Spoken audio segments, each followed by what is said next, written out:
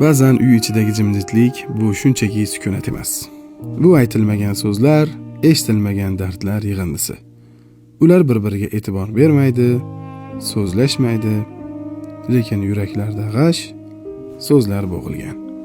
Meni tushunmaydi, meni eshitmaydi, meni sevmaydi va hokazo. Va shu jimjitlik ichida munosabatlar sekin o'lib boradi. Muhabbat baqir-chaqir bilan tugamaydi. U befarqlik ichida muzlaydi. Ikkisi ham kim birinchi bo'lib qadam tashlashni kutadi. Ammo mag'rurlik muhabbatning eng katta dushmani. Musobaqa emas bu.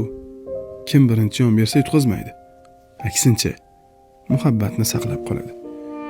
Kech bo'lmasdan oldin gaplashing. Hali butunlay sovimasdan ushlab qoling. Chindan ham yo'qotish oldidan uni tushuning. Sukut hamma narsani hal qila olmaydi. Ba'zan aynan u hamma narsani buzadi.